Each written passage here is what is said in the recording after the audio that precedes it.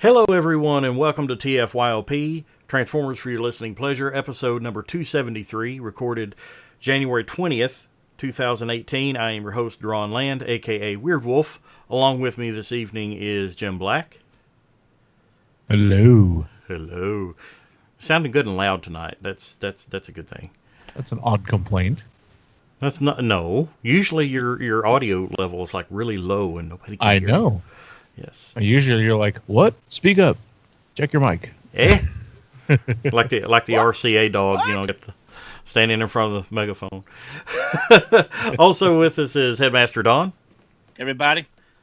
And also joining us is somebody that has a little bit of knowledge about what we're going to be talking about tonight. Aaron Archer, welcome back to TFYLP. Hey, how's it going? Well, shall we say AKA Orson? We can say that. That's a throwback to the old days, isn't it? That's right. We're putting us right back in time. Well, if you're tuning in to us tonight, you'll notice that we'll be talking a little bit about the Unicron Trilogy, specifically Armada, Energon, and Cybertron. And those three are commonly referred to as the Unicron Trilogy. We're going to be talking about standout toys and characters from those three particular lines. Jim's holding up Demolisher there. And we'll be talking a little bit about those, and I'm going to be monitoring the live chat. I know some people have commented on Twitter some of their favorites. We're going to mention some of those. Just talk about some really great toys that are kind of coming back around into their own. It's been, 15 years or so now? Has it been that long? 16. Don't remind me. Let's put it this way: they are now considered vintage toys. They're old enough to drive themselves. Yes, because if you think about it, Armada toys now are as old as Generation 1 toys were, or about as old as the Generation 1 toys were when Armada came out. And Aaron just slowly walks over his face. Within about 18 months, yeah, that's fairly accurate. Yeah, I mean it's like the time will do it. The G1 reissues are now vintage. Wow. Don's like, I don't understand. His hairline was a little bit farther forward whenever this started. No, I don't. I think my head was just actually smaller, so the hair looked like it was more forward at that point. Did you still have a mustache at the time? No, I'll be shaving this off. Don's had a mustache since he was 12. Don was probably the only Transformer fan back in the 80s that had a mustache whenever he was collecting them. Actually, no. I could not grow a mustache until my late teens. I never, and this is about as heavy as it gets. All my hair's apparently used up, and this is all I have left. Well, Don, I'm right there with you, Don. I had peach fuzz. Well, you know what they say, Duran, hair today, gone tomorrow. Yeah, so no more Magnum PI cosplay. I was never that. I was never that, and I could never do that. No Tom Selleck. That was beyond me. But yeah, I'm right there with you, Don. Whenever I was in my early 20s, I had just this. I had what was typically referred to as the porn stash. You know, it's just the little pencil thin mustache that, and the beard wouldn't even grow in. And that was I was like 26, and I was still trying to grow a beard, and it wouldn't grow. And then I had some friends that was like 17, 18 years old. They looked like Grizzly Adams. I'm like, what's wrong with me? Because I would love to have like a Riker beard. But it's like it'll never happen. If you have the Riker beard, you have to sit like Riker too. You know, you have to walk up to the back of the chair and throw your leg over it. Yeah, have to Riker the chair. But yeah, we whenever I was in my 20s, I had trouble growing facial hair too. But oddly enough, I had a mullet.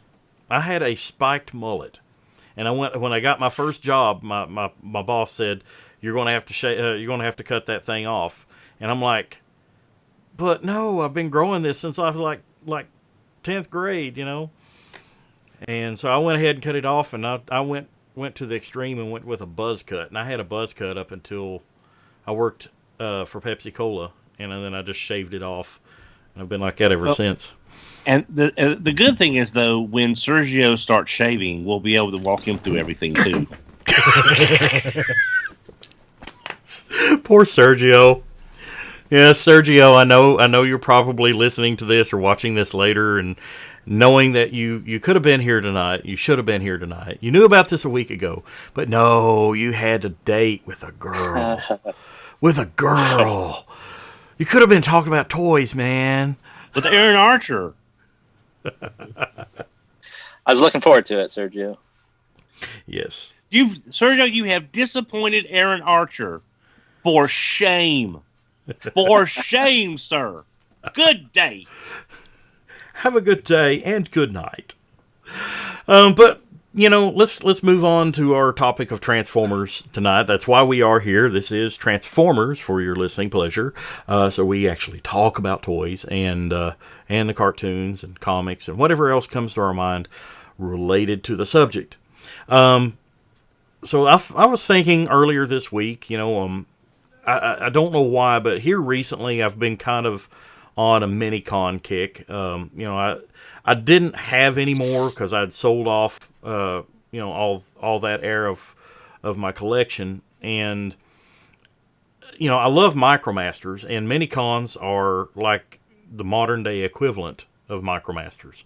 And I just got to looking around. I found a lot on eBay, and I actually picked up a lot of like 8 or 9 different figures, or the mini-cons for like $10 plus shipping.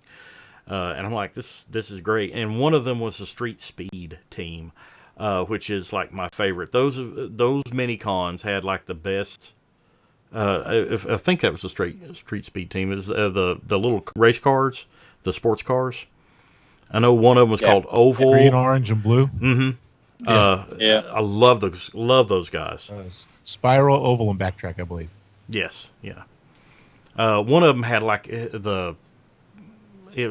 an odd transformation, but I always popped his arms off every time I tried to transform it. Yeah.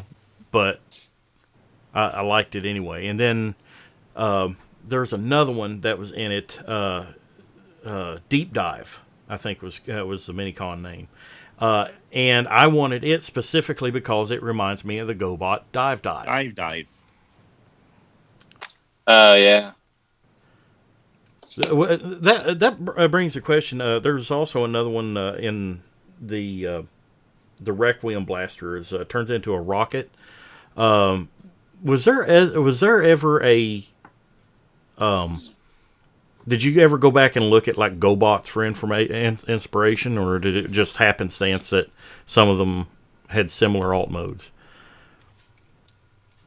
Well, there's only so many ways you can pull out the shape out of some of those forms, but I don't think we ever specifically did or didn't. You know what I mean? Mm-hmm. Like we looked at all kinds of stuff that was out there. Just like they came out with the kind of historic guides to all the G1 toys around that time. They did come out with a GoBots one, clearly not called GoBots, but Machine Robo Rescue or whatever they call it there. And that was definitely an eye opener and some cool stuff in there. And that could have leaked in, sure, but nothing intentional. Because every time I see the Deep Dive, I think like we said, dive, and then the rocket always reminded me of Apollo, and I always thought that was really cool. I mean, everybody that spends any time with me at a bigger Transformer convention knows that I only buy GoBots at Transformer conventions. I buy one GoBot every time I go. It's kind of my inside joke to myself, you know. So I do enjoy the GoBots. So I can't, not for any other reason than to make fun of them, but I do enjoy them for that reason. But yeah, no, he does. I'm looking at him here. He kind of does have that vibe. But how else were you going to break up a submarine form? Mm-hmm. You know, it's going to have a skinny little body and some big shoulders. Yeah. But you know, what's that? No, nothing. But you know, it's just one of those things that you see, and you see homages, but they're not like you said, intentional homages. But they make you kind of think. You know, well, was there some kind of intent? You know, some kind of sometimes there are. Sometimes there are, like the Energon basic Autobot kind of ray gun. It was like a blue with a big red circular disc kind of thing. It was offshoot and signal flare. Yeah, I think so. Yeah. That is, you know, directly a Godzilla vehicle. Oh, really? Yeah, when you put that radar dish thing on the end of it, it's right out of Godzilla movies. If it was green, you know. Never even noticed that. We were just goofing around. I've been asked about that one a couple times at conventions over the years. And that's definitely what we did. We were into that, and you know, did a slightly modification. Obviously, we can't ape it exactly, but that's definitely what it was. So yeah, that stuff creeps in. People had favorite vehicles, or familiar vehicles, or somebody's grandfather flew a jet during the war, so let's do that jet. You know, that kind of thing. Yeah. Awesome. Star Wars people put their heads on their toys. Transformer people get to recreate people's automotive history. Well, you know, you get the opportunity. I mean, why not? I mean, yeah. Either that or, you know, Transformers is one of those great brands that it's so diverse. You know, and I don't know if a lot of people's seen the Toys That Made Us show. There was a comment made during the He-Man episode where they said Masters of the Universe was one of those brands where you could literally throw anything from virtually any genre in there and it would stick because of the way the universe worked with He-Man. You know, you could have robots in with barbarians and it worked because that's the way it is in Masters of the Universe. Transformers, in my opinion, is one of those brands that is very much like that. You know, it's like you could have, you know, animals with you know, rocket ships, and you know, you can seek, you can find inspirations in alt modes in anything. For example, you know, Takaro's even done this. You know, I mean, here is a what do you call this? A lollipop, or not a lollipop, but an ice cream cone. You know, it's the Gari Gari Kun. You know, you can literally make a transformer out of virtually anything. I had no clue such a thing existed. I totally want one now. Yeah, I actually got this for helping Orson at BotCon in St. Charles. Nice. Yeah, he got a bunch of those and gave one to each one of the people that helped him. But let's go on with toys. Don, you want to tell us about some of your highlights from Armada first? Yeah, there's several figures I like. The two that stand out in my mind is, one of them is sort of low-hanging fruit. Another one is a personal favorite. Unicron was my first one, because, I mean, we finally got a real, honest-to-God Unicron figure. It wasn't 86 movie accurate, of course, but it still was freaking Unicron. It was beautiful. The packaging was bold. The figure was great. The Minicon functions was, you know, with the launching missiles and everything. Although mine, like a lot of people's, had that hair trigger chest that sometimes would trigger just not even close to it, and it would just trigger on its own, which was like, but I really enjoyed the figure. I liked the Energon repaint. I liked the repaint that was closer to movie colors. I never got a chance to pick that up due to the cost. I do hope we do get a new Unicron, and with him being teased in IDW, I think that's going to be a very high potential item later on down the road. But Unicron is definitely a touchstone figure for the Armada line. Well, especially you've got to figure it's somewhere on the radar with the new Titan class that's been out for the last couple of years. Unicron is one of those that just screams Titan class toy. Yeah. And I've just, the Unicron toy is, and it's just a great looking figure. It looks like Unicron. He's just big and powerful and like, I'm going to eat your planet and you can't stop me. And that's what Unicron needs to be. The only thing that would make him better if he was a lamp. Well, they've done that. It's only $5,000. Yeah, for about $1,000. The other figure, again, like I said, there's other Armada figures I like. But my favorite Armada figure, this guy right here. Jetfire. Oh, yes. Now this is the Collectors That's Club. the repaint. Yeah. Yeah. Well, actually, this is the Collectors Club version, Mr. Archer, the Astro Train that came with the mini cons, and as you can tell, he comes with his weapon that fell off gun with a busted gun. But it's what I call his submachine gun. But the Armada Jetfire mode is one of my favorites. It looks good in robot mode. It looks good as a pair of pants for Prime. It looks good in jet mode. This is one of my favorites, and I think it's a phenomenal toy, and it's one of the best of the Armada line. I don't get to talk about that guy ever, but I designed every bit of that guy. Really? Stayed up over the weekend trying to figure out how to design that shuttle to be something cool and different, and doing the etching on the inside of the bay doors with the map and everything. Oh yeah, I remember opening up the figures like they actually put all this stuff on the inside where you would never see it. Yeah. Well, people forget, but I had like a year and a half to develop Armada, which is unusual for a toy line because of RID. It created a stopgap in the calendar, so I had a lot of time to develop product, innovation, all those mini-con kind of concepts with Takara, obviously. We had time to do all that, and then had time to put into little maps and things etched inside of doors. But I really enjoy that guy. That guy was influenced a lot by the movie Armageddon Space Shuttle, which is really funny to me because a couple years later, I'm sitting with Michael Bay in his studio with a giant model of that space shuttle, sitting there, and I'm just laughing, going, "Yeah, I use that." The only thing I wish you had done is you had named his Minicon Cowcatcher, because the jet, because his Minicon was a landing gear. Yeah. And that just was the name that. What was it called? Commodore, I think is what. Commodore. Commodore, yeah. I think so. Yeah. Commodore. Yeah. Yeah.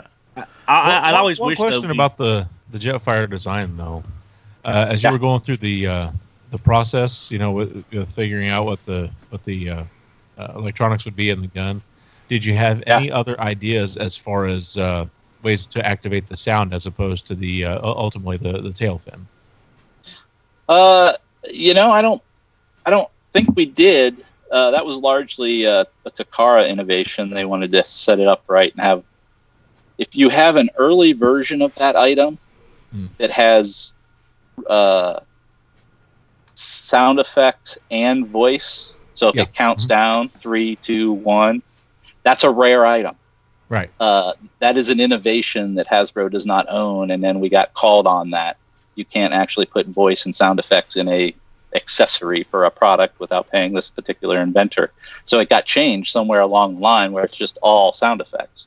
A lot of people don't realize that because it's not something that never knew that. Out, but yeah, later ones you won't hear the human voice to get around that invention.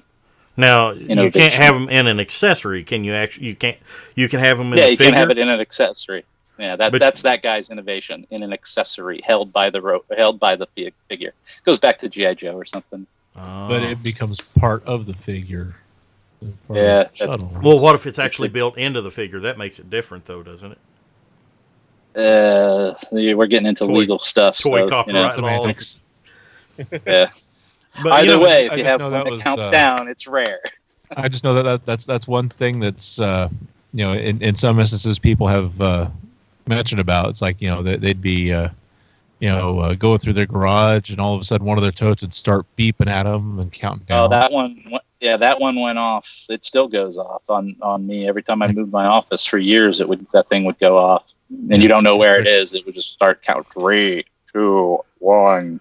Right. Jeez. Yeah. And then as the batteries wind down, I get shafted by the same stuff. Yeah, exactly. As the batteries wind down, you hear it going 3, 2, Yeah. 1.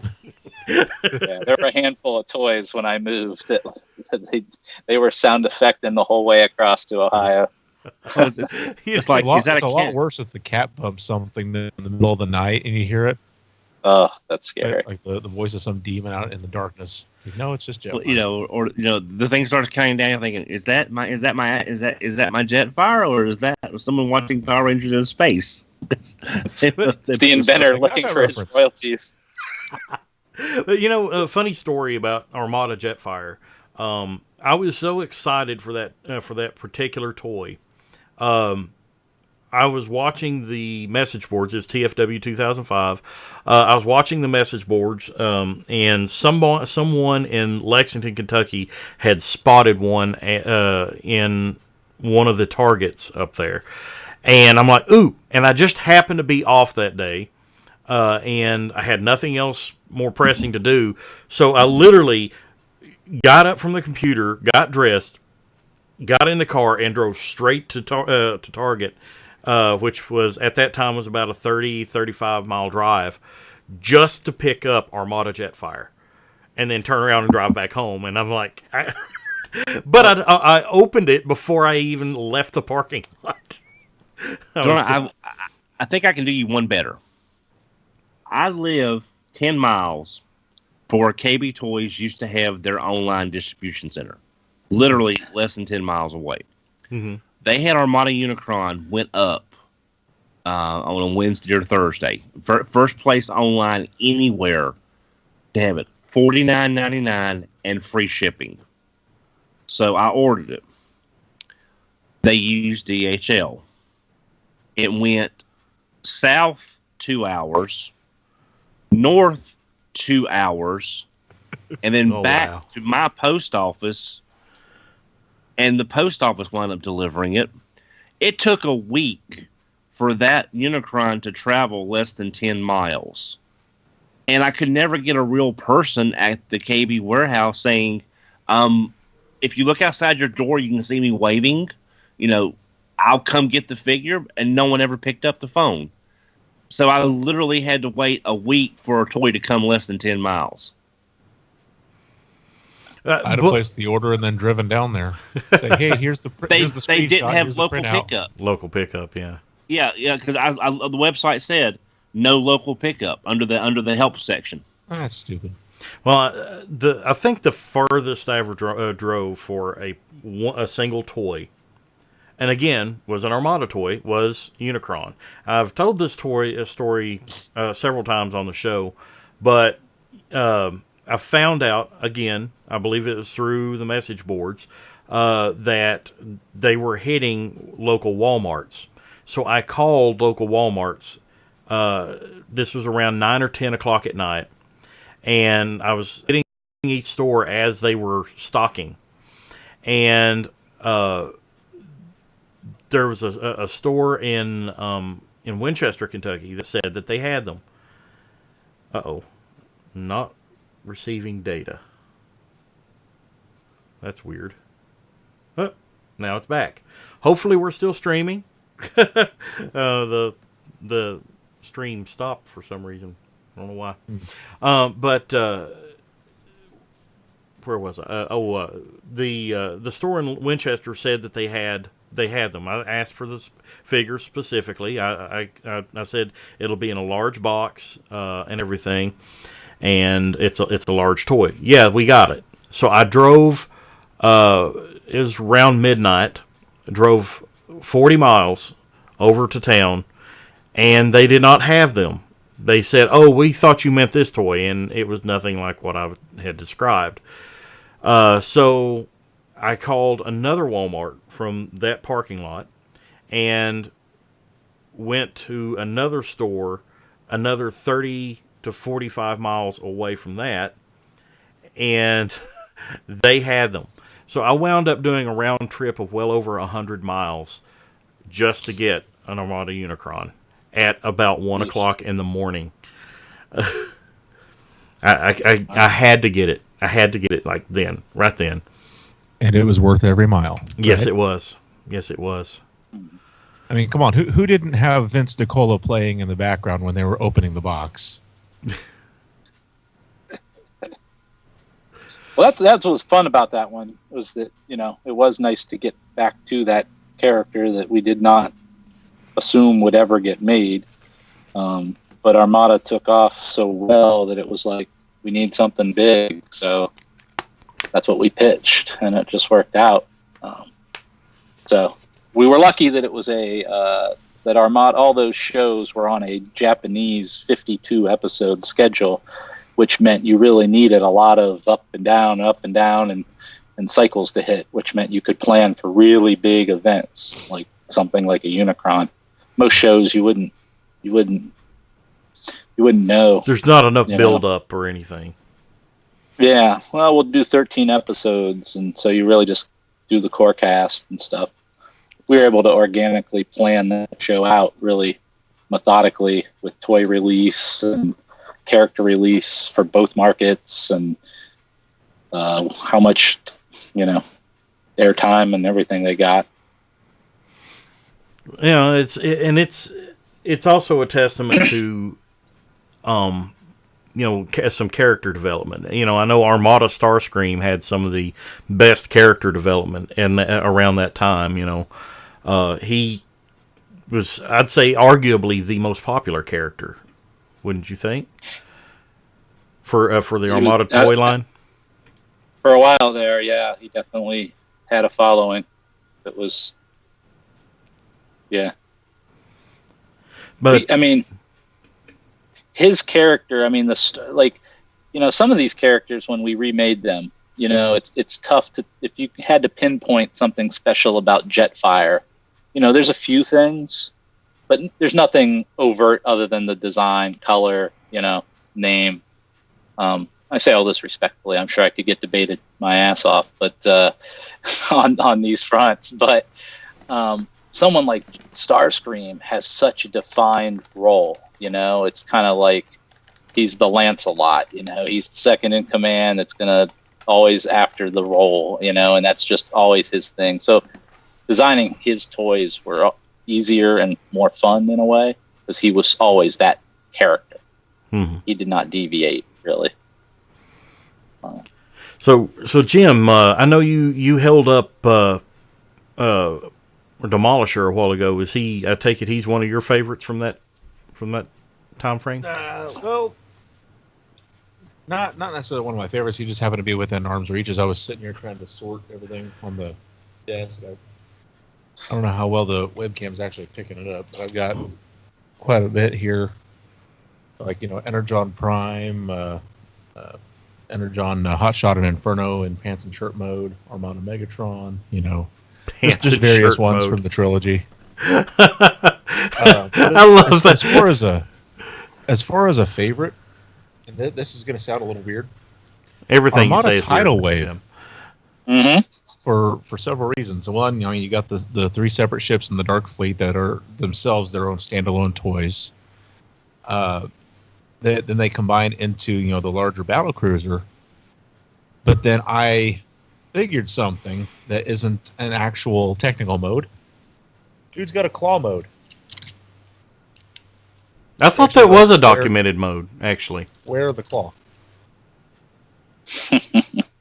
And I just always thought that was the coolest thing. I could have swore that was a documented mode, though. Yeah, it's not actually mode, but like the two panels that interlock to snap around Armada Megatron's arm. It does become armor. Yeah. Yeah, anchor your finger into that without getting your finger stuck. Yeah, and I love that. Yeah, I love that character. I think he's Eric Siebenahler designed that for from the majority standpoint. Uh-huh. what stands out to me about that character, and I always like to point this one out, is that very few Transformer robots that separate don't have individual robot modes. That's one of the very few three-parter that there's only one robot. Yeah. There's not three robots that turn into a Superbot. There's very few of those, if any, that do it like that, and you can't turn that ship into anything without putting them together. Well, you got the minicon storage too. Yeah, all that. That's a lot of finger food, we used to say. One of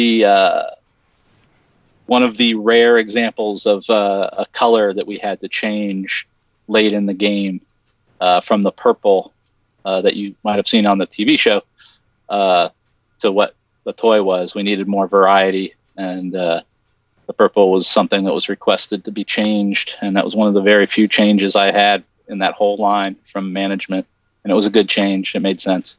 Mm-hmm. I've always kind of wondered though, since Tidal Wave eventually ended up getting a repaint there in Energon, why the purple deco was never done, or even maybe in Universe. Purple's always a tough one for any boys toy back then. That was just kind of considered a on the edge kind of color, and if you could make if it was a villain, just make him more solid, darker blue, darker black, darker purple. But dark blue would be cool. Yeah. Tidal Wave's one of my favorites as well. If I had to mention one of my favorites, he would be in the top 5, and for a totally different reason. Yeah, the toy was really cool, but I played the Armada video game, and the Tidal Wave boss fight in that game was, in my opinion, even to this day, is one of my favorite boss fights of all time in a video game. Just because of the way he was introduced, the way you fight him, and the way he was depicted in that. I mean, he's this giant ship, and then whenever he transforms, he's like this enormous Hulk, and even Optimus Prime is like looking up at him. He's almost like Metroplex size in the game, and he's just amazing. And I have a soft spot in my heart for Tidal Wave simply from the video game. Yeah. It's one of those cross-marketing things that worked for me, I guess. Yeah, they did a good job. Don, what you have one from Energon that you might want to mention? Yes, I've got 2, as a matter of fact. Energon, Omega Supreme, and Omega Sentinel. It was great getting Omega Supreme back in the line. And both of them look really good in both those colors. I love the battleship half because it reminds me of the Yamato and the Argo from Star Blazers. So I'm not sure if that was actually or just a generic battleship looking motif, but that's part of the reason I love it. It's just because it's so like flying battleship, which I love. Yeah, that one's awesome that way. Yeah, the flying crane thing is a little odd, but that's sort of like a train, so I can understand the crane. Yeah, the crane train. Train from someone who likes Astro Train. Astro Crane. And also being a Headmaster fan, there was also the added Headmastery gimmick. Yes. It was. I wish it was kind of explained more in the cartoon as to what it actually was supposed to be, because it was just kind of there as a visual Easter egg, but it was still nice to have. And it's a very robust toy. Like, you can articulate that thing and rotate it around and pose it a little bit. It's a solid thing. Like, I mean, I would hate to see that price and that toy in today's dollars. I would hate to see what that toy would cost as a Supreme class toy. That would be just at least probably Dragonstorm price $79.99 at least. I always got a kick out of the fact that it had a hidden face once you remove the Headmaster. Yeah. Oh yeah, because you could pull up the little peg thing. Uh-huh. Yeah. And that was pretty cool. I will admit, I never used the Optimus Prime configuration with him because it looked just kind of weird. But I mean, I understand the play pattern about giving Optimus this gigantic armor, but it's basically just him sandwiched in between these big. It's just weird, Yeah. but it was part of the Well, play it's pattern. kind of like that toy was designed by Eric too. I didn't say that about this one too. He's going to be all over these. But yeah, and then my other figure, and this sort of a caveat, I hate the way Energon Megatron looks. The white is blah. It's a very blah looking toy. Energon Galvatron, however, is absolutely phenomenal. It shows it shows what the right colors on a mold can do. it pops. For pop. So purple It's does just- work. Yeah. Yeah, and I mean, I sold my Megatron because it was just, I mean, and nothing personal, Mr. Archer. It's just, it was just kind of a blah looking figure. It was wide. Yeah, no, I agree. I agree with that. I see what you're saying. But when you look at the Galvatron with the purple, and then you've got the yellow energy, the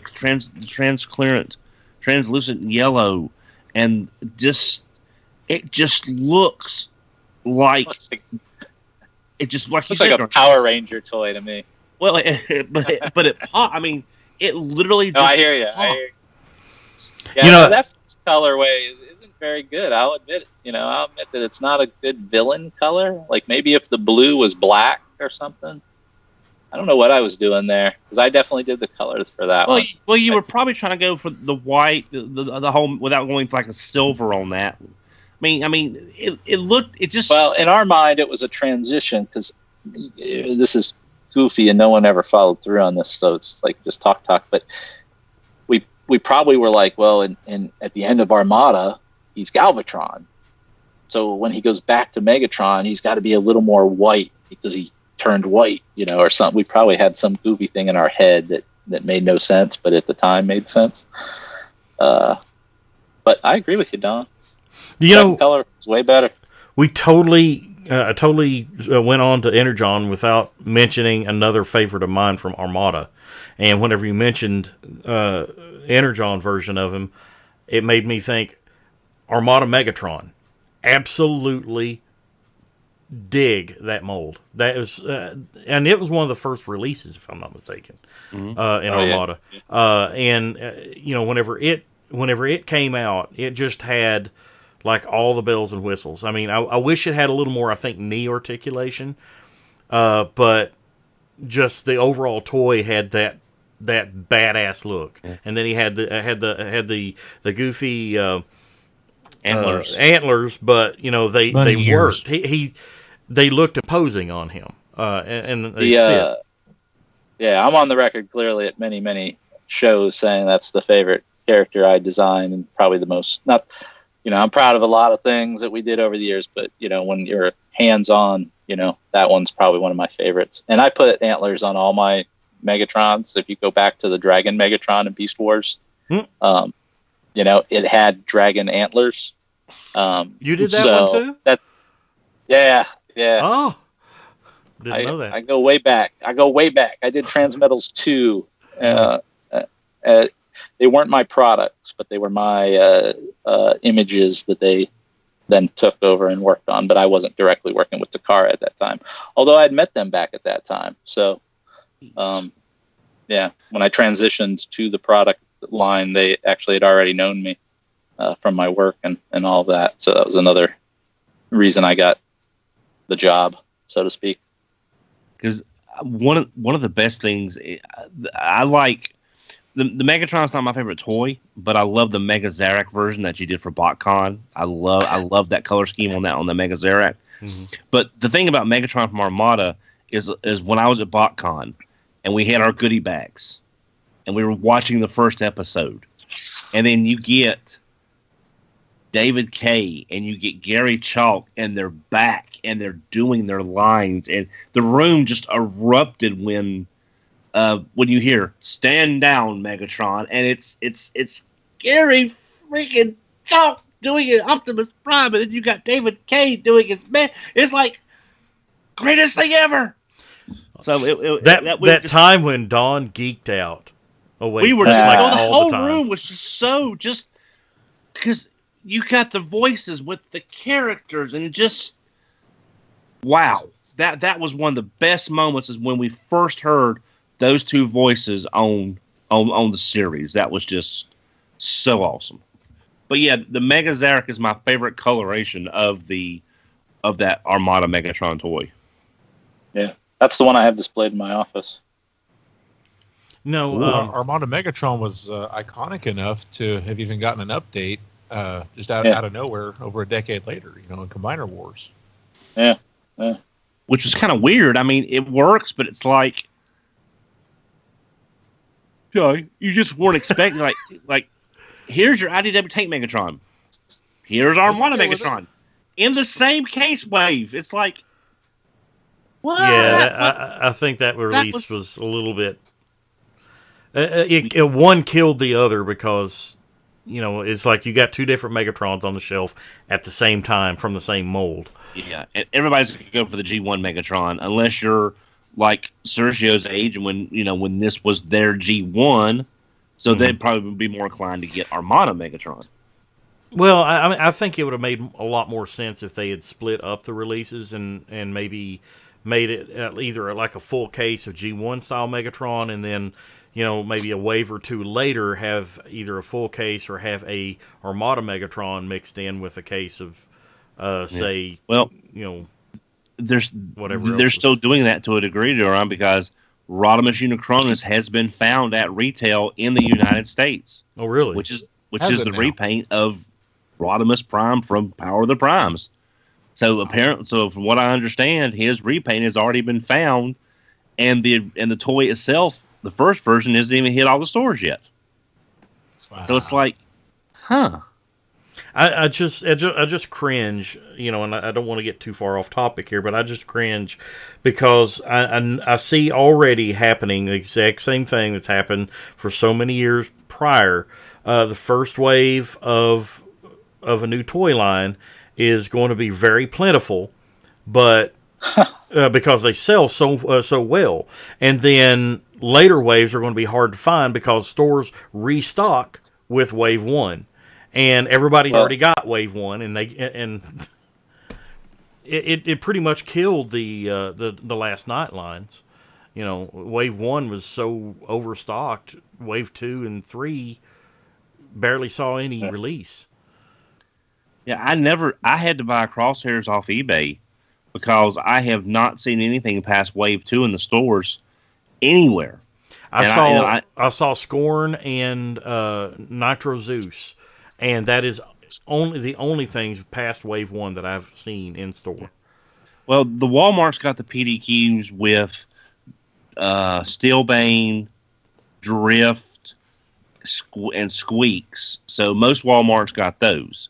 But wave 3 with the Bumblebee and the Crosshairs, I have never seen that anywhere locally on this part of the East Coast. Speaking of Steelbane, look closely at this and tell me that is not some kind of homage to Vector Prime. Yes. Yeah. Does that not look like Cybertron Vector Prime? The silhouette, yeah, the shoulder pads, everything, yeah. Yeah. All of it. Which, for intricacy of the deco, the design, Vector Prime from was it Cybertron he was in? Yeah, Cybertron. That was probably one of the most beautiful toys from that line. I mean, what are you guys buttering me up here? What's going on? Well, no, seriously, because I mean, it's like you could see the little gears on the inside. It's like when I remember the first time I slid that thing out of the package, I'm like, oh my gosh! I mean, just like the molded in detail was insane in that toy. I mean, it was kind of like getting. It was like getting a McFarlane toy, but you could actually play with it without it breaking. Well, I mean, you just don't see that nowadays. Yeah, we went crazy with it. A friend of mine really did some really cool concept sketches that really set that guy off. We were looking at Swiss watch, mechanics and all that stuff. Well, now, with him being in like a white plastic, since there wasn't really paint involved, is that why you could have the extra details on the figure? Because it wouldn't have to be brought out with paint. It was just the natural plastic could do that. No, No. Detail is not expensive. It only takes time. The more detail you have, the more time the model maker needs to make with it. Take with it. It doesn't cost you any more in molding as long as you're pulling within the draft. Not creating a needed slide kind of thing, which adds costs. Mm-hmm. So no, that amount of detail was only put on there for the sake of his character, this ancient character that has this role of time and space and opening up portals and all that stuff. So we felt like we needed something a little more dramatic. If we tried to do that level on every figure, it would just overwhelm everybody. Yeah, really. Well, you just don't see it a whole. Oh, go ahead, Jim. Okay, I was just going to say, Vector Prime, out of the whole Cybertron line, which itself was phenomenal, Vector Prime is probably among my top 3 favorite from that series. It gives you like the most from the least amount of transformation. Because if you look at it, he hides his face and folds his feet behind him. Yeah. But it works so well. I love it. Well, you just don't see that level of detail in a lot of toys today. Although Titan Returns Trypticon, the molded in detail in that toy is insane too. It's just the amount of love that went into that figure, and attention to detail. Where you have some toys that are literally lots of flat surfaces, very, very low or not overly overdone. I don't think overdone's the proper word, but you know what I mean. Intricate detail molded into the toy. But then you get to like Titan Returns Trypticon. He's one that comes to mind. It's got a lot of molded in detail.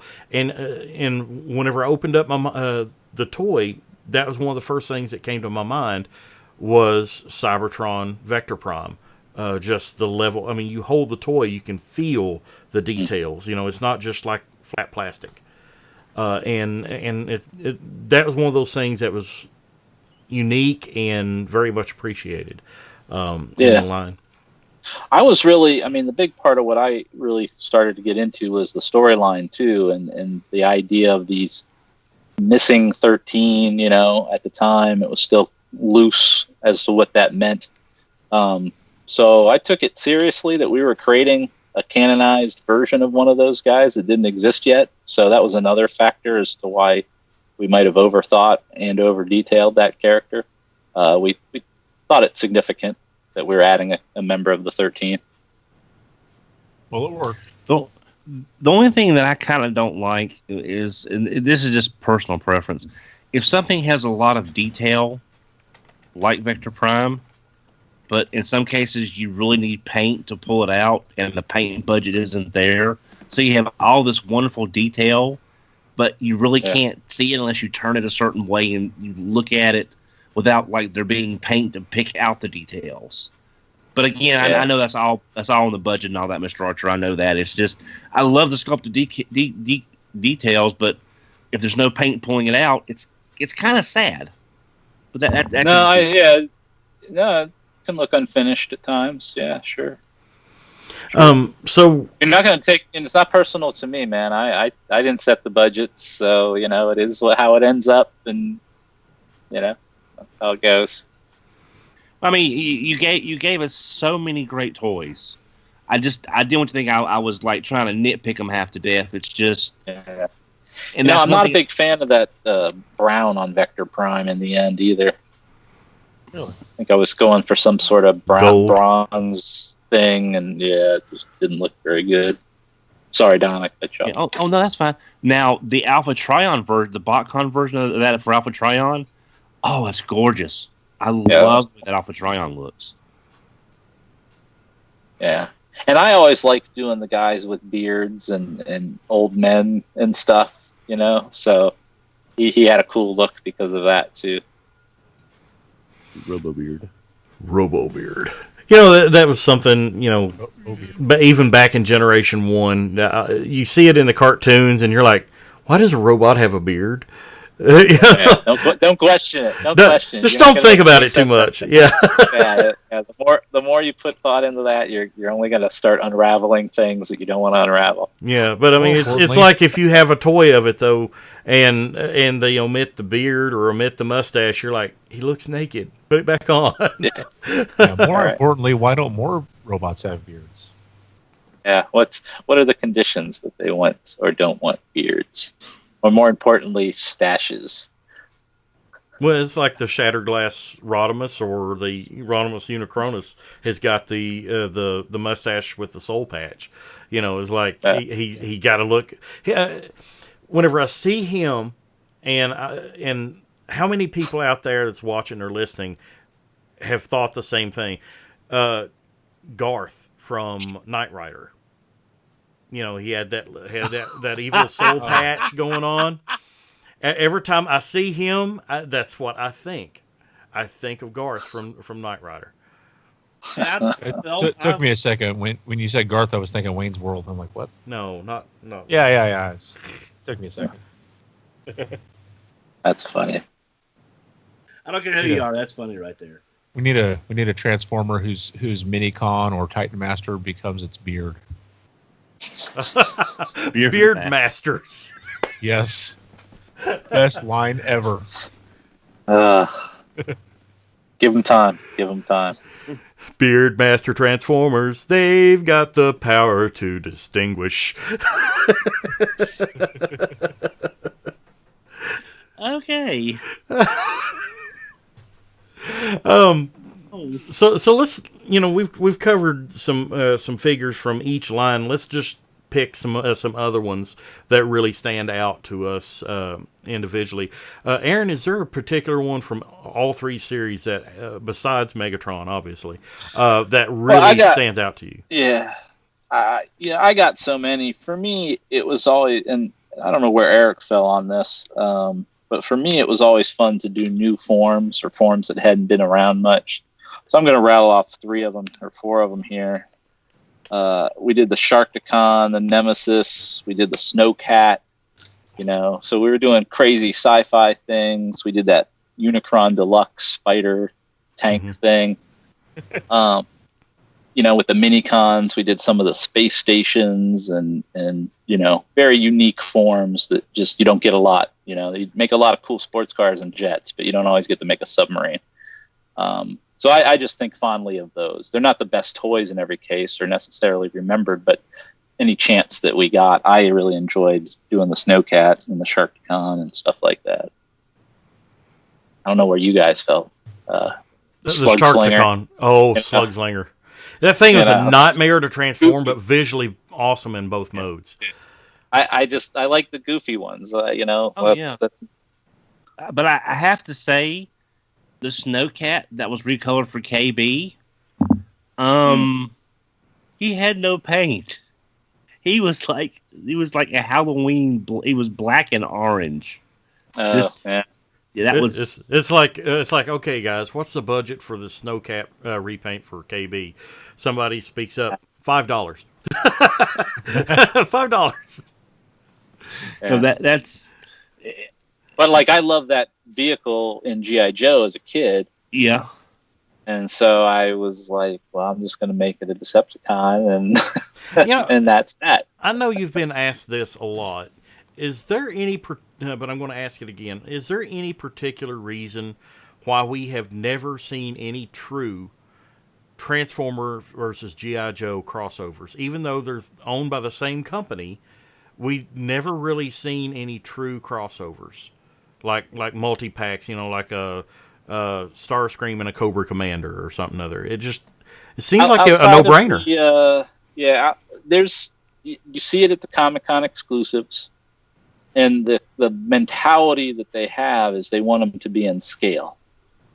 That's some people there in management that's the kind of belief system, and so then you get into tooling, and what tooling do we have? Well, we don't have, small G.I. Joes. We got 3 3/4 G.I. Joes. Well, what Transformers work with that and all that kind of jazz. So, it just hasn't, believe me, man, it's been pitched over and over different ways over the years. But It's also kind of split into pieces of the pie.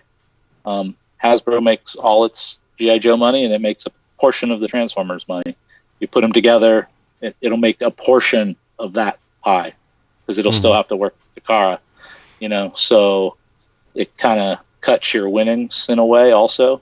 That's not a reason not to do it, don't get me wrong. Well, I mean, it really came to my mind whenever the Human Alliance stuff came out. Yeah. I'm like, it was like right there. There could have been some things that were made that could have been either slightly retooled or just even redecoed into G.I. Joe versus Transformers crossover. In my opinion. We pitched different things. We pitched like a vehicle sideways from Armada. It fits a 3 3/4 figure fairly well.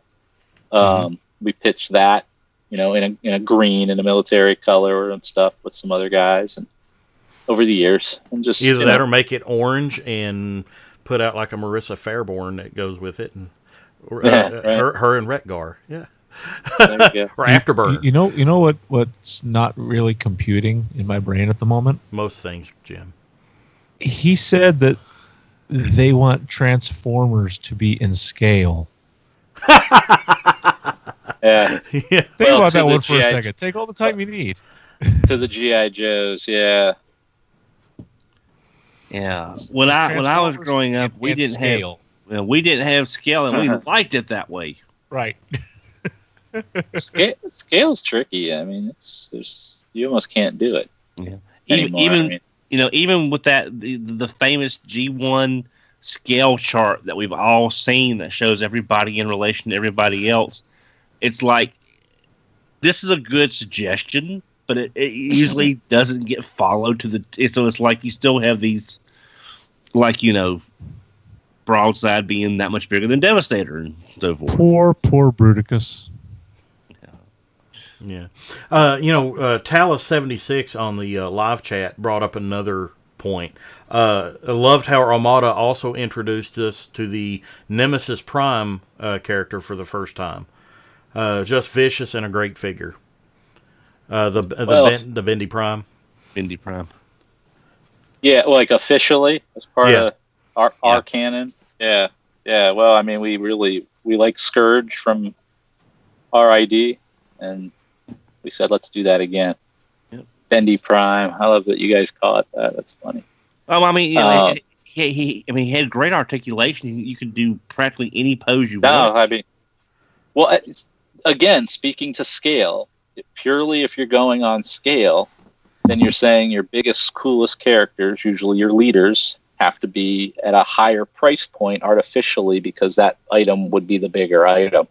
And that's what was going on back then. Optimus was always, Primal or whatever prior, was always this higher price point often.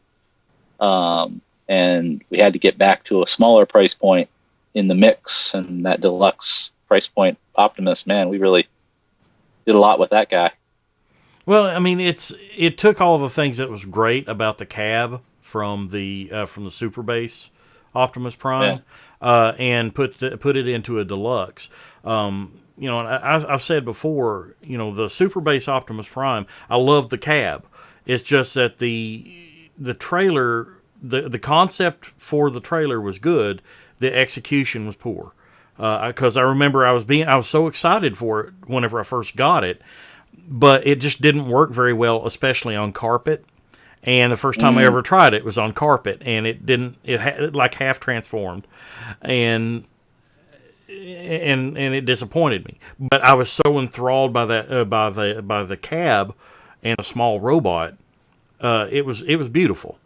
And then whenever you came out with the even slightly more articulated, smaller deluxe version, it was like the lights from heaven came down on this toy. I haven't been fortunate really enough to happen too many times with my products, but I do know that toy, we burned the tools out for that toy. Like, it had to be refurbished from so much manufacturing, which takes a lot to do. You don't, the toy line. The toys are usually long. They would have to be used a lot longer. For them ever to be wore down. So was like that guy was in constant production for a while. With the exclusives and all that. Yeah, Rick told us that the classic Seeker mold was completely remade. It was used so much. Yeah, I don't know about that one, but yeah, that a lot of that would happen. Yeah, there's a life cycle to that stuff. I always kind of wondered that Bendy Prime, what the super mode Prime would have been like in that scale compared to like the Megatron and the Tidal Wave together. I'm surprised. With the Generations line, we got Armada Starscream, and we got what else did we get? Universe Hotshot. Yeah, Universe Hotshot, but that was like in the older generations. I'm surprised we didn't get more revisits from the Unicron trilogy in those lines. Well, they wanted to get around, and they wanted to try the different play patterns too. And I really go ahead. Oh, no, I'm just gonna say it also could have been. Now again, maybe I'm just pulling things out of my ears here, but with IDW being as popular as it is, maybe if they hadn't been doing IDW characters, they would have looked at doing these Armada, Energon, Cybertron figures. But with IDW getting so popular, they could get those characters into the mix as well. Yeah. No one's. I mean, you guys got to be honest. I mean, no one's calling for. It's always more marketable to do something that is in print currently and drawn sexy like what IDW does versus going, hey, there was this thing we did 10 years ago. Maybe we should do something like it again. So yeah, it's an easier sell to management when you have a comic book that's right now. Like, look how cool this guy is. Can we make him? Go. It's just easier selling for sure. So, and then you pick them on vehicle type too. So they may have needed a truck type and there just wasn't a good truck, in that era. And they went to Cup or something, who knows? But that's the kind of decision they get made. One of the big things about like the Unicron trilogy is that for all the great points, there were some of the things, some figures that had potential to be great, absolutely great, that were hindered by the gimmick. For example, Armada Hotshot had no head or neck articulation because of the gimmick. It had to be worked in. And now with today's engineering, kind of makes you wonder if they could revisit toys like that. And it's like, okay, it had the potential to be great. Let's just take that gimmick out and make that character again, but without the gimmick. Without the flip up cannon. Well, they remade Hotshot. And he did. Did he not have? He didn't have a. It wasn't. He came. He had a cannon, but it wasn't flip out. That one. Yeah. In Armada. But he definitely had a cooler form. His silhouette was more accurate than the Armada product for sure. Yeah. And Jim actually held up another one there, which was that Energon Ironhide you held up there? Energon Ironhide. One of my favorites from the line. Great toy. It's just that his entire head was visible even in vehicle mode. It's like, couldn't there have been a hatch just put over that? Ignore me. Yeah, ignore me. Especially how they did that show where they scanned the toys, so it was like really obvious. Yeah. Well, Daron, I've got two from Cybertron that I haven't brought up yet. The second best non-masterpiece Optimus Prime, Galaxy Force Optimus. Yes. The second best mass release Optimus that's not a masterpiece. So we all know what the first best Optimus Prime was, and that's from Robots in Disguise. But yeah, I like the Optimus Prime. He was a big, beefy truck. The armor mode looked good. The small robot mode was impressive. It's just a very huge, solid looking figure, and it's probably my second favorite Prime. That's not a masterpiece because you can't count masterpiece against the regular line stuff. It's kind of not fair. And then my other favorite Cybertron, Downshift. A 70s muscle car in the green and the black with the textured hood. Yes. With the big shoulders. He was just a great looking car. And I'm not a car person, but I would love to have that car. It was a great looking robot mold. You had the whole wheeljack kind of motif going on. Plus, we got Big Daddy for the Walmart line out of that. So yeah, that's one of my favorite figures is Cybertron Downshift. One of my favorite Transformer names. That's funny. Yeah, we got a lot of crap from that car actually. Really? Well, if you're a true car enthusiast, I guess, and I am not. If you look at it from the side, I think it looks like one particular famous era car. But if you look at it from the front, it's a different make and model famous era car. So it's kind of like blending a Ford and a Chevy. And if you're a fan of either, from a particular point of view, it's like, what the hell have you done here? What is this abomination? Yeah. And I don't know where our reference points came and all that. So not getting sued.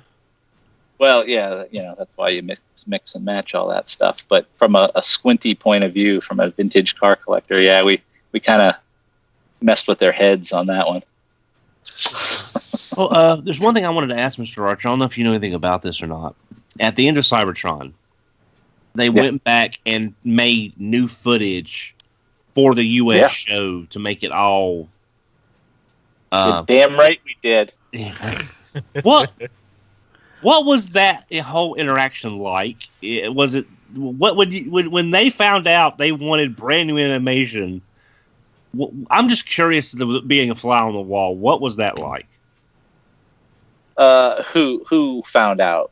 Well, Takara, the animation company. Yeah. I believe, because I didn't know. I don't know if you have any knowledge about them what they thought about going back and remaking animation for a show they had already finished. Yeah, I didn't know where they were in production, so that aspect of the story is unknown to me. Okay. Other than we requested it from the beginning, and maybe they didn't take us seriously, and they had to deliver it in the end. So I could say it that way. Okay. But it was always our intention to end cap bracket the series. These things went through a lot of translation, a lot of long ass meetings, a lot of anime people, and then there are toy people, and there are business people, and then there's Hasbro people. It was always Hasbro's intention that these were linked series. Takara just didn't tell us that they wanted it that way, so we just didn't know. In Japan, it wasn't linked. So at the end, we're like, hey, where's our awesome footage where we bring back all our favorite characters from the other two series and, end this thing? And they were like, oh, they didn't really want to do that. But in the end, that's what we needed. And in our mind, we needed. Kind of goofy, but that's what we did. Well, it was really nice to get that call because Cartoon Network kind of really screwed over Cybertron. Oh yeah, well, 5:30 in the morning. Well, see, that's now that's why I called. It's now a verb. It was Cartoon Networked. Is what I call it nowadays when a show is badly treated. It wasn't the strongest show when they had other things going on. So I don't blame them exactly, but it didn't make it easy to view it. No exactly, doubt. But it was nice. But because I thoroughly Cybertron was such a step up from Energon. It was such a huge step up in quality and production value. And that was cool. So it was really, so that little bit at the end where you tie it all back to the other two shows, that I appreciated that personally. Yeah, me and a guy named Steve Drucker, we really, I don't know what we were thinking there, but we really thought it was needed in our minds to cap these things off, we had a lot of stuff going on with the Shout Factory DVDs at the time, and we thought, well, if they're ever going to gang these things up, it would make sense and could have the bookend and all that. So I'm glad you appreciate it. We did it. I want to read a tweet here from one of our listeners. Tweeted a few hours ago what the topic was tonight. Pick one out here. At the TF Boy, Wayne Hernandez. He says for Energon, it would have to be Energon Inferno, his favorite. He liked Energon Inferno, and for Cybertron, I really like to mess with Scattershot. So those were a couple favorites from at the TF Boy. Thank you for replying there. Yeah. Yeah. Scattershot was cool. We evolved him. He had the little version, and then we grew him to the bigger version. Cybertron Defense Red Alert. Yeah. Was it? No. Or was that? No, that was Red Alert, though, that did that. We did it to a few of them. Yeah. Which one was it that became Darkseid Megatron for BotCon? Was it Red Alert?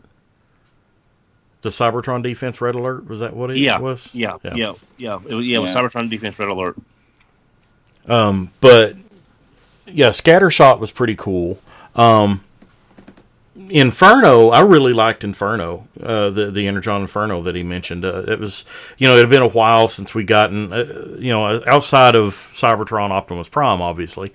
But it had been a while, I guess, since RID Optimus Prime, since we'd gotten a good fire truck. Yeah. Probably, yeah. Red Alert was more of an ambulance type. Yeah, that is so much an Eric Siebenaler design, it hurts. It hurts. But yeah, awesome. He nailed it. Yeah, he does the square guys, He does the square guys really, really well. I do the pointy guys. Now, going back to the pants. His Redeco, Inferno Redeco was really good too. Which one was that? The Roadblock. Roadblock. Yeah. Going back to the pants and shirt gimmick and everything, I want to ask this of our listeners. Now, if you want to tweet this while we're still live on the show or mention it in the live chat, we may mention it on here. But what was your favorite pants and shirt combination from the line? Don, do you have one? Not really. I very rarely ever did it, other than just to see what it looked like, and then I went up. I never saw a combination that I liked. I guess maybe if I had to pick one, it'd be Optimus and Jetfire.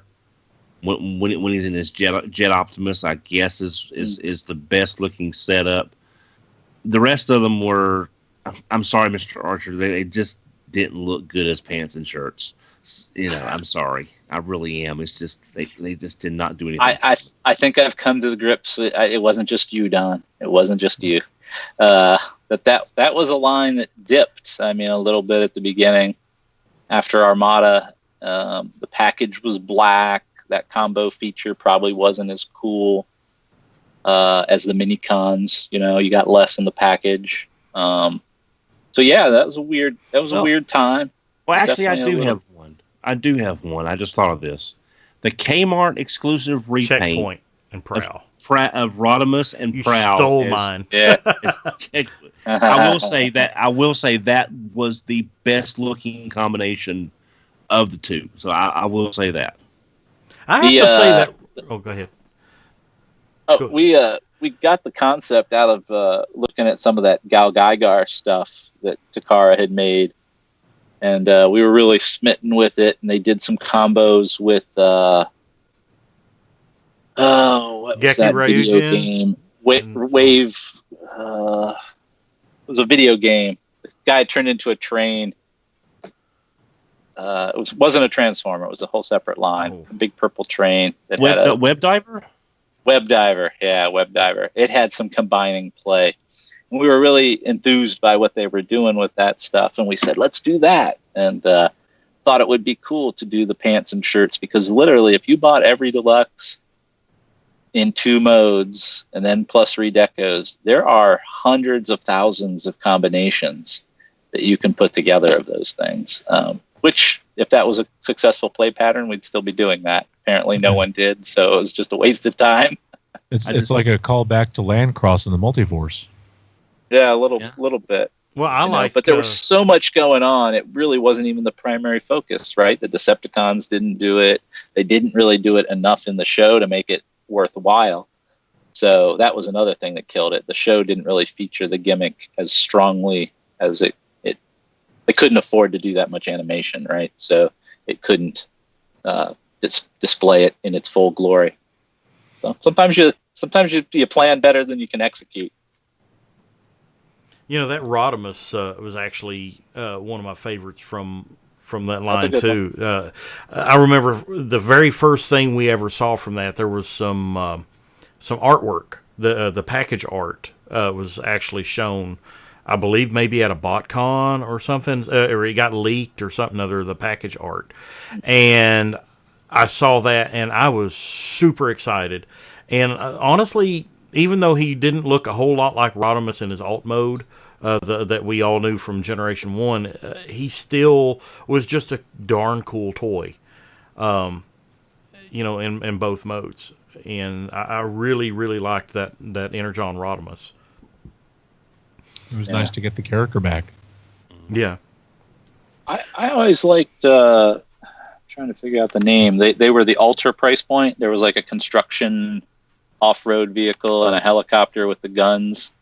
Bulkhead and Cliffjumper. Yes. Yeah.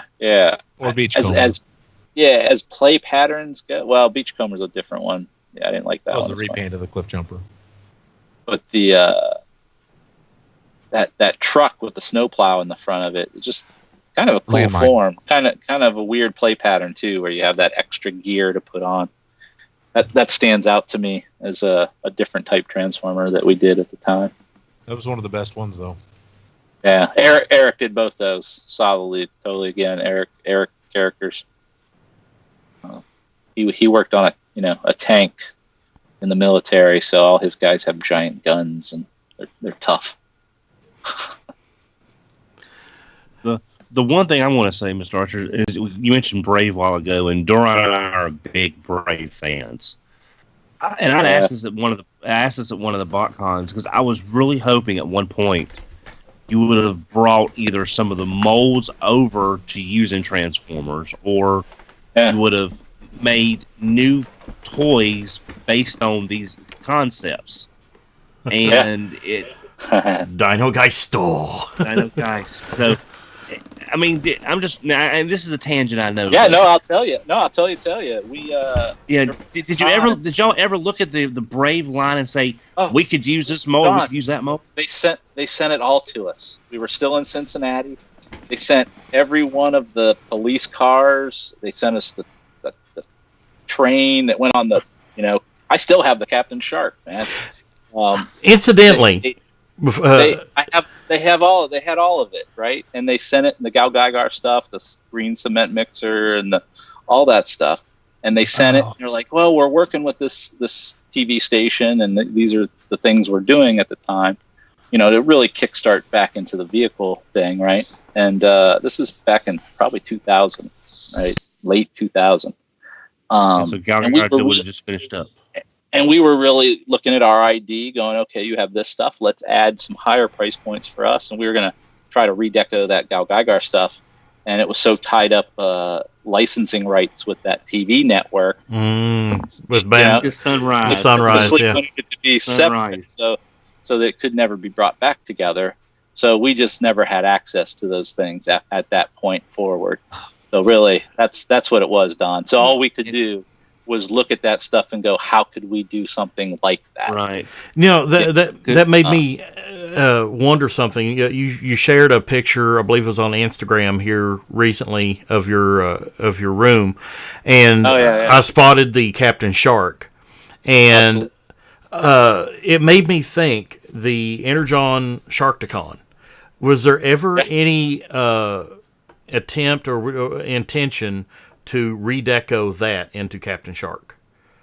Or Well, not now I necessarily call it Captain Shark, but redeco it into that. Well, now I have one disappointment. I didn't think to do that. Why didn't I think of that? That would have been awesome. I mean, it was right there. No, I did not. I did not think of that, and I should have. Because I did I did SharkCon. Again, Because I remember pointy guys were me, square guys were Eric. I remember back in the day, whenever I'd first gotten Captain Shark was one of the very first Braves that I had ever even heard of, and the very first time that I saw Energon Sharkticon, I kind of wondered if there was ever any inclination, or if we were ever going to get a redeco of that. And maybe not called Captain Shark, but had the Captain Shark deco, and it would have just been so awesome. And yeah, Don's getting ready to hold one up.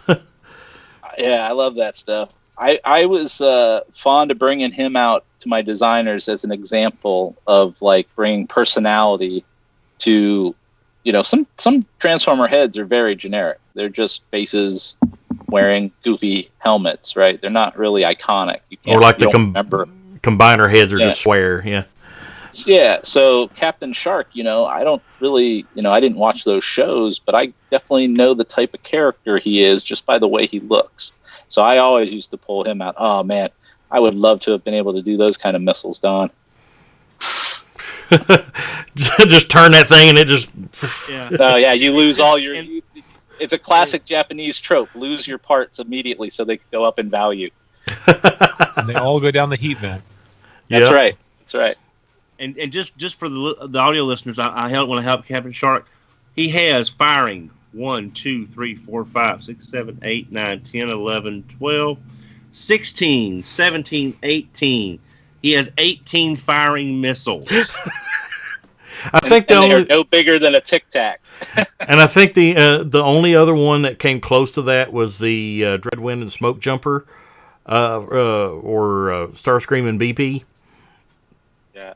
But what's great about this guy, though, is if you could put that train on his shoulder as a giant cannon. Mm-hmm. That's I never got to do a gimmick like that. Like, so outrageous.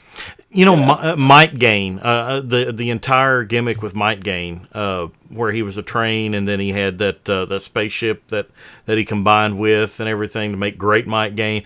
I always thought that would have been a great concept to bring to Transformers too. Like he could have made even the design of the head had a very Optimus Prime with a conductor hat on look to it. Yeah, I could have seen that being the centerpiece of a Transformer line, with him being the Prime. Conductor Prime or whatever you could call him. Yeah. Rail Prime. That stuff. Trains are always tough. 18 missiles. I guess that's probably why one of the biggest disappointments for me, I hate to say it, was for animated, was Jetstorm and Jetfire. Because when I found out we were getting our own versions of symmetrical Dockers, I was like, yes, we're finally getting it like they did for Galgaigar. And it's like, this isn't quite what I was expecting. I mean, It looked good, but it was just like, and then a friend of mine said, well, Don, when you add more than 2 points of articulation, things aren't going to be the same. It's definitely tougher. Well, that was an example of, kind of getting off track there, but of just testing stuff out too. Every once in a while we had an outlier toy that we're like, well, let's see if we can make this work. You have to test it out. So might have been a sacrificial lamb to see what people thought of it. Kind of like the animated Jetfire and Jetstorm with the symmetrical docking from Galgaigar. Yeah. Oh, can we? Yeah. Well, go ahead. I don't know if are you done? No, I like Sideways. I like the Sideways Minicon because it's kind of goofy. I also like Dreadwing from I think it was Energon, like a boat again. Yeah, goofy form. Mirage, Goofy form. Energon Mirage. Energon Mirage was badass. The design on that head, like he had like a tuning fork on his forehead or something. Yeah, I did that one. I enjoyed doing that one. That was like my last great overindulgence into toy design. So I wanted to call attention to that guy because he was fun. It was fun. And then we also did that. We did that War Within Starscream, which was kind of cool at the time. I don't think Don understood it, but whatever. Not you, Don. Different Don. Oh, Don Figueroa. Figueroa, yeah. But there's a lot of great toys. I mean, we could sit here for hours, and maybe we'll do another episode later this year, revisiting this topic. And that's one of the things with TFYLP. I know over the years we've done so much with Generation 1, and going into this new year for the podcast, I was trying to think of ways to reinvigorate and help continue to make this show grow. And, with Transformers having such a rich and vast history, now 35 years plus, I want to revisit a lot of these toy lines, like the Unicron Trilogy, RID. I want to go back to those toy lines and talk about them a lot more than we have in the past. It will always be a very G1 podcast because most of us, that's what we grew up with. And that's what a lot of us that relate to. But I also understand that a lot of our viewers and listeners out there are of the Unicron Trilogy. That is your G1. RID Beast Wars. That is your G1. And, I want to make a concerted effort to focus in more on those. And I thought this would be a good revisit to the Unicron Trilogy topic. I know we've talked about it before, but not as much. But a fun way to go back and look at the toys from those lines and look at some of the fun examples. I know someone on Twitter, let me see if I can find him real quick here. At Michael Metro asked, he was a collector of mostly G1 and now Generations figures, but wondering about any cool sculpts from that era that stands out and are worth picking up from the Unicron Trilogy. And that was in response to the tweet that I made a few hours ago on the TFYLP Twitter page. And I hope we've given you some toys to kind of search out. I think the Unicron Trilogy as a whole had some of the best Megatrons. Because you had the Armada Megatron. Seriously. Not just because Aaron's here. Armada Megatron was good. Then, I would go with the Galvatron from Energon, and then the Batmobile Megatron from Cybertron. Oh my God. That thing was... Those are toys that you can go back to today, and you're like, wow, why can't we still get toys like this? The chunkiness, the heftiness, they're just awesome. What chunkiness? There's no chunkiness. The what were they thinkingness? Yes. Back in the day, every Transformer line, there's some criticism that comes from each toy line, especially, we talked about it last week, Beast Machines, how heavily criticized the television show was back in the day. But now, several years later, here we are more than a decade later, and we can look back on it fondly because we've had time to digest it. We grew up with it and can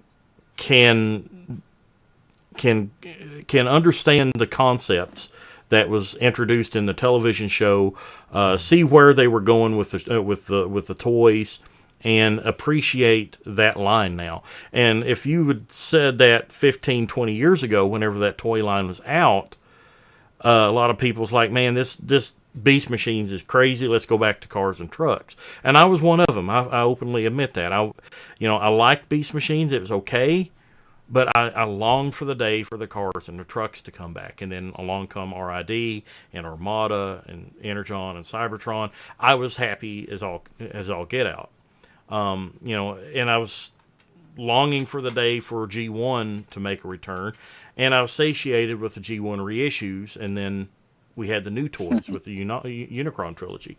So, we've gone to the point now where we can look past some of the failures. Each line has failures, but I wanted this episode specifically to focus in on what was great about those lines, and we've talked about some really great stuff. Me personally, I've begun to go back and search out some of the mini-cons.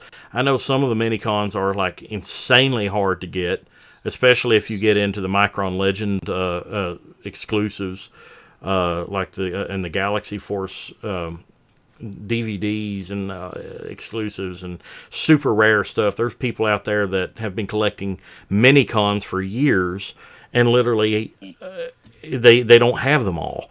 But it was a great. The mini-cons by themselves were great. And if you couple them with like Armada Jetfire and his Minicon Commodore, it just complemented an already great figure.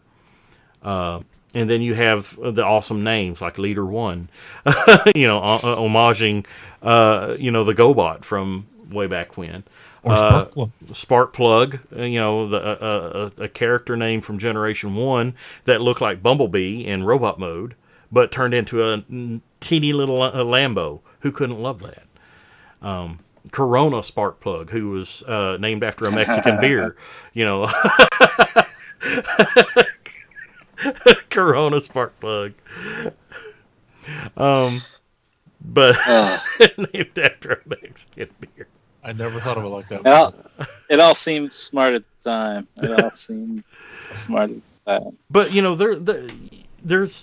there's a lot of great toys there, and I hope that if you are going back and you're just getting back into collecting or just getting into Transformers and wanting to know more about the history of this great line, you can go back and get some of these toys that we mentioned here on the show and check them out for yourself. I highly recommend them. I know lots of my paychecks went to these toy lines, and I had everything from all three of those lines, both loose and sealed, including store exclusives. So I was pretty hardcore. Funny, I did too.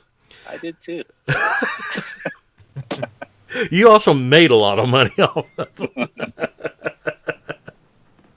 them. But it's great to go back and look at some of these lines. Armada Starscream, again, iconic. And back in the day, if you had said Armada Starscream to me becoming an iconic Transformer toy, I would have went, huh? Because I was in the mindset, Generation 1 was still the thing. But now we're getting into the time whenever those toy designs, you see them, and I have a fondness for them, like I did the Generation 1 toys. And I still have those. And it's like my fondness has grown beyond the 1980s now, and enveloped these toys. And I look at Armada Starscream, and I have an appreciation for that toy now because it brings back some memories, not necessarily of childhood play patterns, but how cool that toy was and the innovations that it had. The little wing that could come off and become a sword. That was neat. The posability of it was great. Do you guys have any? Admittedly, I wanted both wings to do that, but it was still pretty cool. Yeah, could have had the dual swords and everything, right. Katana blades. Or you could have just took like one off of like Thundercracker or Skywarp, and then he would have had a mismatching wing set. Could just buy 2 Starscreams. Call one of them Sunbow Starscream. Sunbow Starscream. I don't get it. Animation error. Have 2 Starscreams. Oh. Autobot Soundwave. Yeah. You guys have any closing thoughts on the Unicron Trilogy for tonight? I think we pretty much covered everything. I just kind of a brief thought on that. How we were talking, how X amount of time has passed since G1, and now X amount of time has passed since, Beast Machines and Armada. It's pretty much an entire generation. Like, like this year, Beast Machines is old enough to vote, that sort of thing. Yeah. And it got me thinking, and we've probably touched on this before. I'm almost sure. Classics and generations and so on. We keep revisiting G1 over and over and over in various forms. And I'm wondering if it's only a matter of time before Generation starts making the transition to revisiting the Armada trilogy more prevalently than just a sporadic figure every few odd years. With the Prime Wars trilogy, Combiner Wars, Titans Return, and now Power of the Primes, we're essentially getting kind of another Renaissance G1. I mean, we're getting the Headmaster gimmick. We have you're getting G2 Renaissance mostly. Yeah. Right. And I'm wondering, are we going to soon see, Energon Ironhide again? Are we going to see, Cybertron offshoot? Well, some of these characters from, the early to mid 2000s. I don't think I think we've mentioned this whenever we were talking about the Masterpiece line before. I don't think Generation 1 will ever go away because those characters and those toy designs are the ones that really started it all. So we will always see some homage to them, whether it be a Masterpiece or mainline form. But I think that we will start to see more of the newer stuff. Like the Unicron Trilogy, but I don't think G1 will ever go away. But I, in my opinion, if you ask my opinion, I think we will start to see more. You'll see more of it. I'll just give you a glimpse into like where you guys are at with the G1 stuff. It's not unlike where the 12-inch Joe people were when they introduced 3 3/4-inch GI Joe. There's just a generation gap that there's that direction, and then there's this other direction. Right. And those us G1 people are old, and that stuff's been wrung dry, right? We redecos and reissues and homages and all of it. Now third party, you add that to it. Sometimes I wonder, there's going to be an end to the G1 love, just because how much more can you keep pump going out of it? And new fans are going to keep coming and keep coming, and eventually it's going to end up like the Joe community, where it's just going to be maybe different factions, just different mindsets. Because if you look back on it, 14 years ago, Energon, really that was like a pre-classics in a way. Yeah. And then we got the 2006 line, and then later on now we got Generations and Combiner Wars and all this. Yeah, there's a trajectory, but you can only, there's only so much juice in the fruit, right? So as we've done this Echo line, I guess since the classics in 07, we've now gone through G1, Headmasters, the movie, G2, there's going to be a point where there's just nothing left to do. Now they've done Triptychon and Metroplex and, other things that we never thought we'd see. Fort Max, I'm just holding out hope that we get a proper horrible before that happens. John Warden's there, so he's he'll try to homage all of them as well as make great new stuff. He'll want somebody to have a complete set.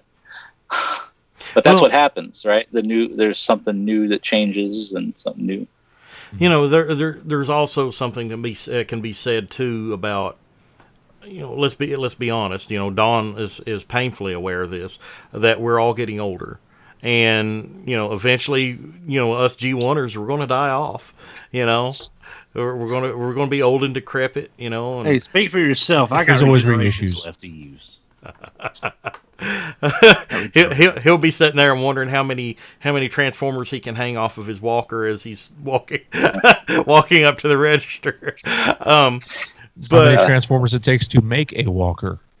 But eventually we're going to get to the point where toys are not going to be as important to us anymore. And, the younger generations are going to be first and foremost. And I have to say that, whenever I see people like our own Sergio and Jack Bruner, if they're, Sergio is a heavy collector of the Masterpiece line, which is very heavily G1, and primarily G1. To see him excited about toys like that and knowing that he is the next generation, that makes me as a G1 fan happy that. And also proud in the fact that as G1 fans, we have kind of passed the torch on to the next generation where they can continue to carry the love for Generation 1 on.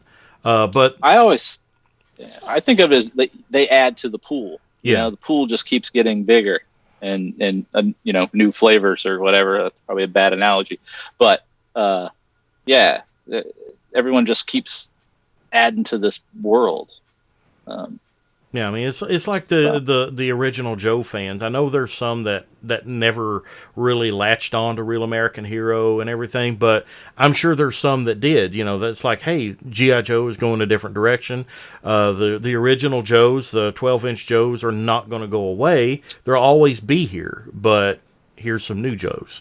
It kind of makes me wonder, is Hasbro going to bring back that line? It's sad that there's no Joes on the shelf right now. It's really sad, and that's coming from a whole different show.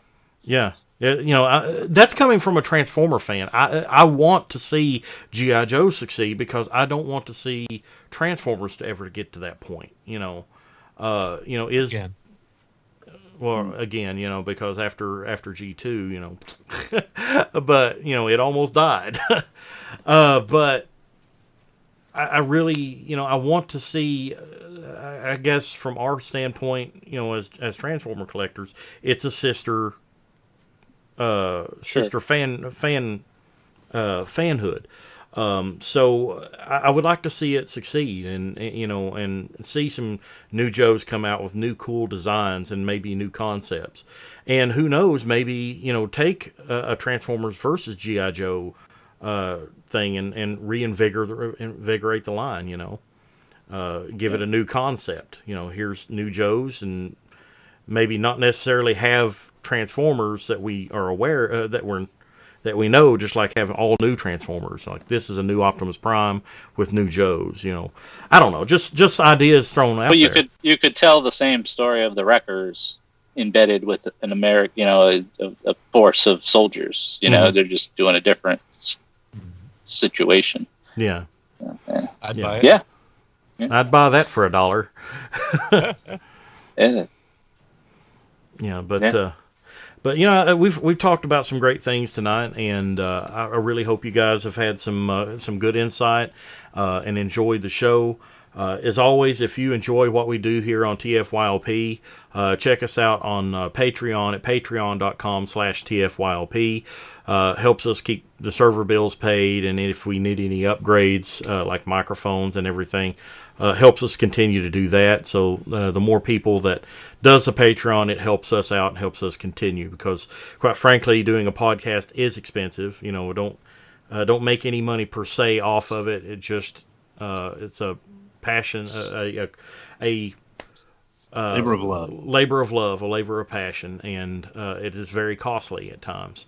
And a lot of people don't realize that. I mean, I'm right now in the process of trying to scrounge to get together to get enough money to have a new PC built that is capable of doing the video processing and everything that I need to do, and that's going to be kind of pricey. So that's my next big personal thing related to the podcast that I'm going to be working on, and it's made possible through things like the Patreon. So if you love TFYLP and what we do here on this show, I encourage you and urge you to, even if it's just $5 a month, it helps us continue with this show. So TFYLP or patreon.com/TFYLP. We also have a Facebook group. If you want to talk about this show or any other show or just Transformers in general, check us out on Facebook.com/groups/TFYLP. And as always, on our Twitter account @TFYLP. You can contact me directly and ask questions, comment about the show. And, of course, any updates about TFYLP immediately goes up on Twitter. If I know anything, it's the first place I go to, quite honestly. Aaron, is there any places people could contact you via social media that you would like to share?